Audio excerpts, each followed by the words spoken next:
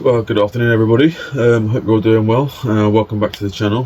For those of you who have watched my videos in the past, thank you very much for any likes that you've given and any subscribes. For anyone that's new to the channel, it's great to have you along. And in today's video, we're going to try and make a kitchen trivet. This is a great beginner friendly product, and I'm going to be using some steamed beech. This is a little bit of scrap that I've got left from a project that I've done recently. I tried to make a little cabinet for my newborn daughter. So yeah, we're just going to use the rest of this and hopefully make a kitchen trivet.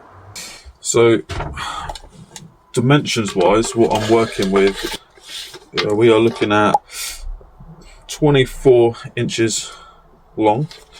It is approximately 1.25 inches thick, and it's 6 inches wide. So what I think I'm going to do is I think I might rip this down into 3/4 inch thick, so just a nice little thickness there, and then I'll probably cut each piece down into 3, so about 8 inches. So I'll get that done, and then I'll show you the next part. So what we're going to do is, using the beech, we're just going to raise the blade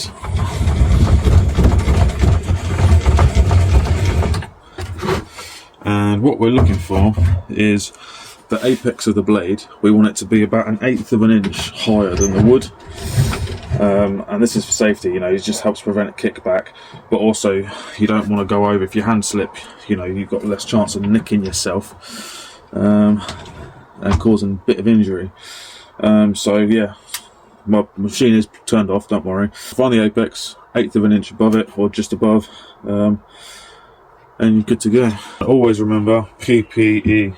You wear your masks, wear your goggles, your gloves and your ear defenders.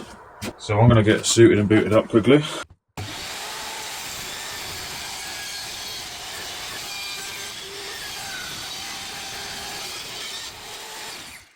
I don't know if anyone heard that. There was this, when I was cutting, there was a little bit of tension in the wood, and it's just caused a little bit of burn on there. But you know, that's fine. That's what the riving knife's for. I've taken mine off, which you shouldn't really do, but I prefer it off, and I take that risk. You know, so that risk is down to you. Now what I've got, 24 inch length piece of beech, 3/4 inch thick. And then what we're going to do, going to cut this into 8-inch pieces, and then I'm going to set my miter saw to 30 degrees, and I'm going to cut the corner of each 8-inch piece at 30 degrees. Let me show you. So measure up 8 inches, mark that, and we're going to make that first cut.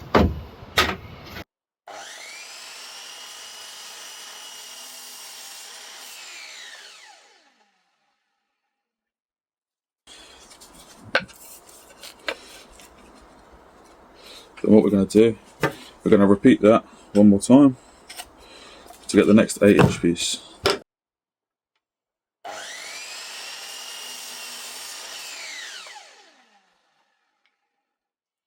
So now what we're left with is 3 lovely 8-inch pieces. So now we're going to set our saw to 30 degrees, and we're just going to, with the 30-degree angle, we're going to take from the corner here off of each side. Okay.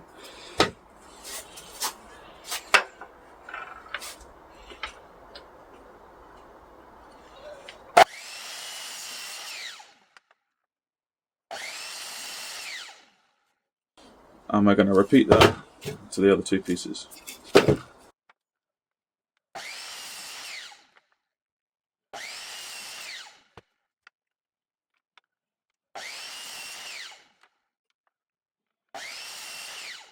Then what you're left with, 3 pieces like that. So with your pieces, what we're going to do is we're going to, I'll just show you, eventually we're going to put these up like this, okay, and we're going to mark the line there and get ready for a half lap joint, okay, and we're going to do that on all 3 pieces. Alright, now it has started to rain. I don't have shelter outside and my shop's too small, so I'm going to finish this with a saw, like a hand saw, just to prove that it can be done with hand tools. So I'll get that all set up, and I'm not going to bore you with the footage, well, the long footage anyway. I'll speed things along, so you can see what's going on.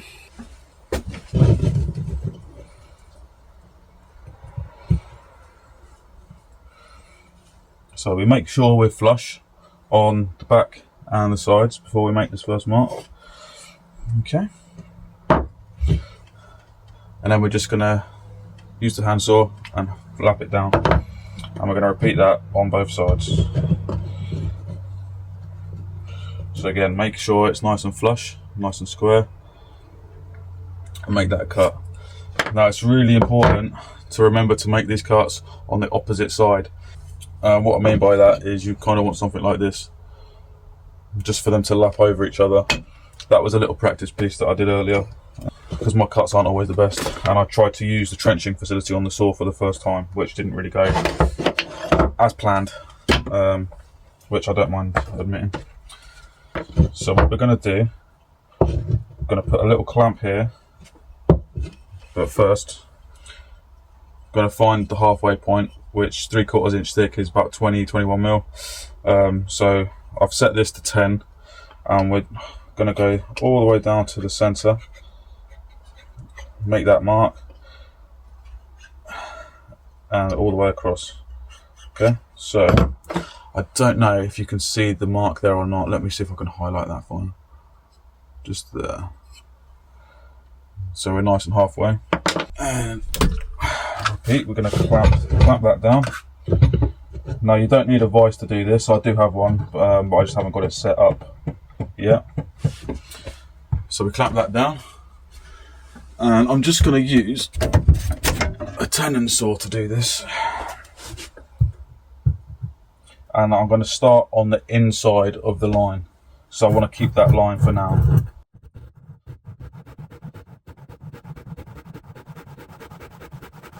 And remember, you only want to go down to that 10 mil mark. Okay. If not, you want to go just above it. So as you can see, I'll hopefully see, I've kept that little pencil mark just on this side. And now what I'm going to do is I'm going to turn it around level so that it's flat like that. And I'm going to follow that pencil mark all the way down. And the way I'm going to do that, I'm going to line that mark up with the edge of my workbench, like so. And I'm just going to clamp that to it. And it'll also keep me nice and square while I'm cutting. That's the plan anyway. And again, I want to try and keep just to one side of that line if I can.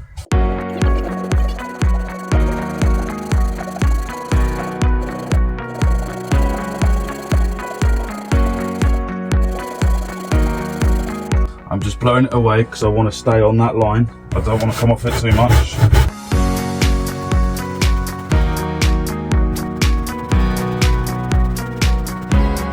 I just want to be very careful and make nice long, slow strokes.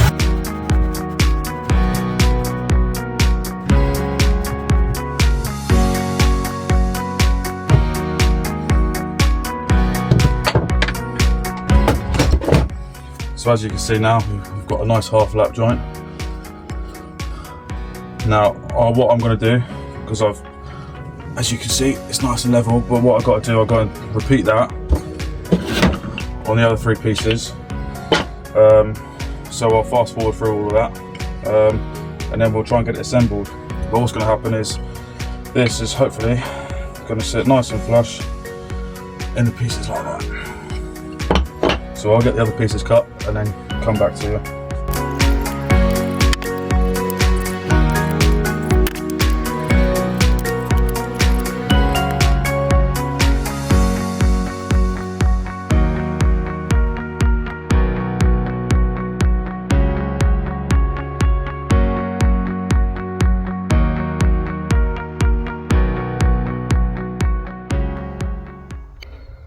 test fitting my pieces a little bit.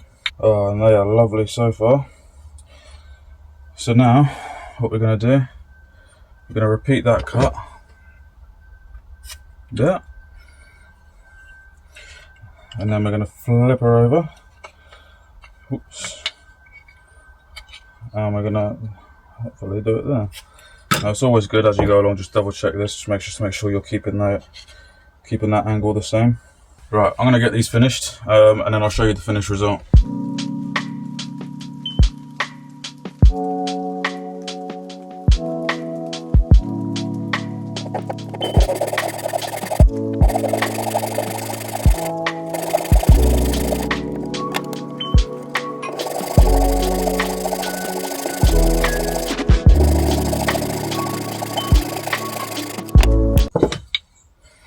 So now we just need to cut this last piece. And again, no, it's quite nice to use the handsaw, to be honest. You know, I find that a lot of hand tools now don't really get used enough, and sometimes they're the best. I mean, sure, you can knock out hundreds of these if, you know, you've got a dado blade if you're in America, or trenching facility, or, you know, you've got a nice router, but not everyone does. So, you know, it's quite nice for you guys to see that it can be done with just hand tools. I know I used the table saw and stuff at the start of the video, but that's because I've got them, you know. But yeah, I mean, like I said, it's absolutely lashing it down with rain. I don't know if you can hear it on the roof or not, which is why I've reverted to using hand tools, really. And I don't see anything wrong with that. I quite like that.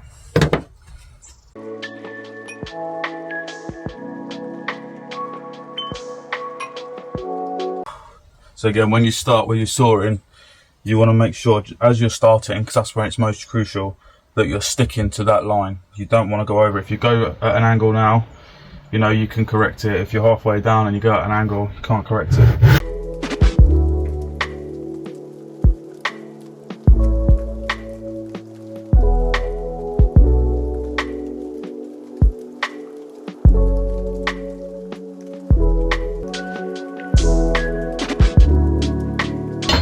So that's, as you can see, our wastage. Blow that out of the way. 1, 2, 3. Lovely. That's where I find out I've done something hella wrong. 1 piece, 2 piece, 3 piece. Okay. So now what we're going to do is we're just going to hit it with a little bit of sandpaper and get it flush a little bit more. Okay, because on some of them, I don't know if you can see, this is what I was saying about the start. On that line, I've gone just above it, and on some pieces it's fine, nice straight edges, but we just want to try and get that flush as possible. So I'm just going to lightly hit it with a bit of 40 grit sandpaper, that is, ever so lightly.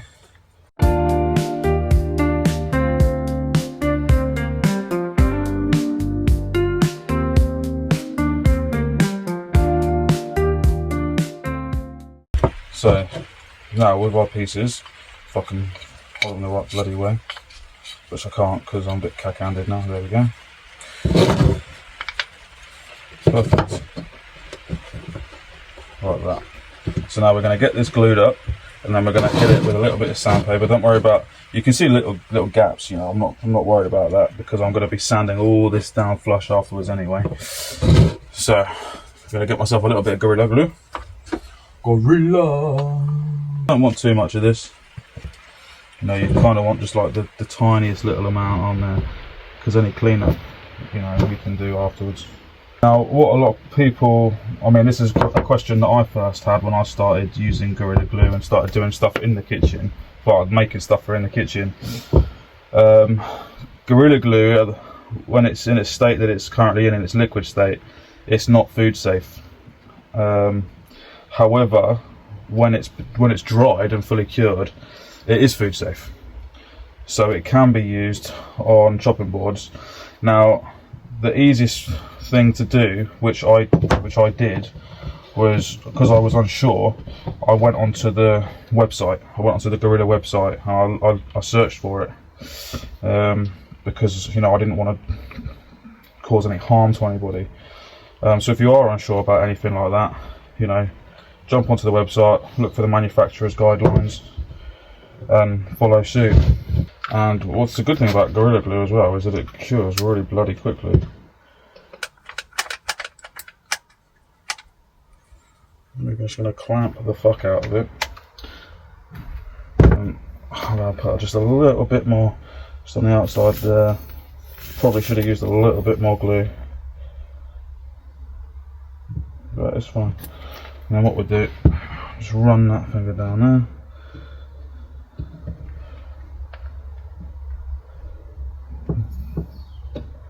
Get the glue in all the nice little nooks and cracks, like so. Plenty of squeeze out, and we're just going to pop that on there like so. Now any small little gaps that you've got afterwards, don't worry about, because I'll show you how to fill them. And it's very simple. All you got to do is put a little bit of glue there and then just sand it. So we let that dry now for about 10 to 15 minutes, and while that's drying I'm going to have a little bit of a clear up because I had to have a mad rush getting everything in the shed because it's been raining. So it's been in the clamps for about 20 minutes. The glue's still a little bit wet in the corners, but I'm going to risk it because this stuff says it dries in 20 minutes. We'll find out. What I'm going to do, I'm going to start with a little bit of 40 grit sandpaper. There's that burn that happened earlier on the saw, just there, but you know, that'll sand out. Yeah, and we'll see what happens. So yeah, I'm going to hit it with 40, then I'm probably going to hit it with a bit of 60 or 80. I'm going to take it up to 120, and then I'm going to apply finish. So I'll get that done because I'm running out of battery on the phone, and then I'll show you afterwards. I've just finished sanding 40 grit. As you can see, it's come up absolutely trumps. Again, that was with the 20-minute drying time. So when I went, yeah, we'll see. Well, we did see. You know, I'll have to eat my words.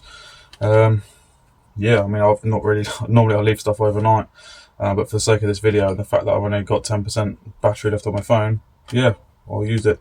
So as you can see, this is where like the little gaps really were, and I'm not too worried about it because by the time that glue dries, that'll be fine. And I've still got to sand it down up to the next couple of grits anyway.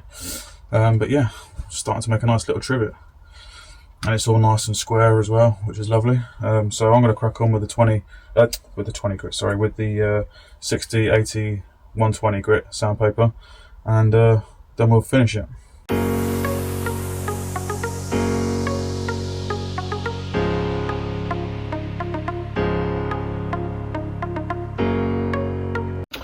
Okay, so I do apologise, my phone did die and it has been absolutely lashing it down with rain still. So what I've done is I've taken that down to 120 grit from 40 grit, and with a little bit of 120, what I'm doing now, I'm just going to soften the edges, just give them a nice little curve like that. You know, you can use the machine for this if you've got one. I don't have one. I mean, you can use your orbital sander, it doesn't really matter. I just want to soften those edges a little bit. I quite like doing it by hand because I can feel it then as I'm doing it. And don't forget to get inside the edges as well. It hasn't got to be amazing. I mean, you don't have to do it at all really, but I like to. And it adds a nice little contrast to. There we have it. Steam beech kitchen trivet. And now what we're going to do, I'm just going to wipe it off with just a little bit of water, not too much at all, and then I'm just going to apply a little finish on it. I might go for a little bit of finishing oil rather than a wax for this one. A little bit of finishing oil from Liberon, and this stuff is ideal really for bathrooms, kitchens, any sort of furniture like that, kitchen tables, dining room tables, and normally you can get away with 1 or 2 coats. So what I'm going to do is I'm going to apply 1 coat, and then see how it looks and make sure I'm happy with it. And if I'm not happy, I'll apply a 2nd coat. I'll apply a little bit of water. This is what I normally use. It's Rubio Monaco wood prep. You can just use normal water if you want, but I'm going to use this because I've always had good fun with this, I suppose. It's always, my projects always turned out well, and it dries rather quickly. Right, so I'm just going to wipe that off, and already you can sort of start to see hopefully start to see the colours fading through. And what this does is this will help lift the grain as well. So what that means is we can lift it, give it another quick sand over, and then we know that our product will be nice and smooth afterwards. We haven't got to worry about the finish lifting the wood grain or anything like that. Get into all those nooks and crannies. Yeah, and it's also quite nice to see the sort of almost finished product. And I mean, this is drying in my hands, you know, it's really good stuff. So with that washed, I'm just going to hit it with a bit of 120 again, just go over it. Just want to wipe off any of that lift. Get it nice and smooth.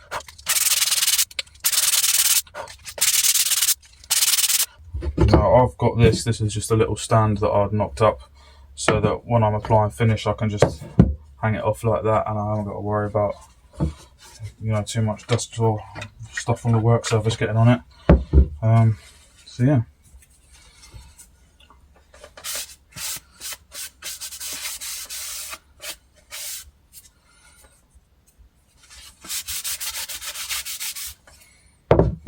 Oh, that stuff smells amazing.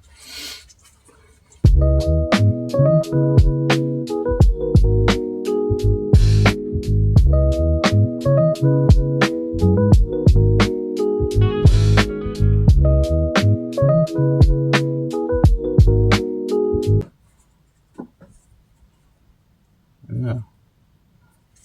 Now, if you were going to sell these, I mean, I've used beech, which, you know, I've said loads of times now, so I'll probably stop waffling on. In the UK, you might sort of look to get anywhere between £6 to £12 for that, depending on where you are or what area you're in. I'd be happy charging about £8 for that. You know, because of the time it takes to make. You know, you've used a bit of glue, you've used a bit of electricity, so it all goes towards your costs. But also the cost of the beech, which over here is, in my area anyway, is quite cheap. Yeah, I mean, I don't know about America.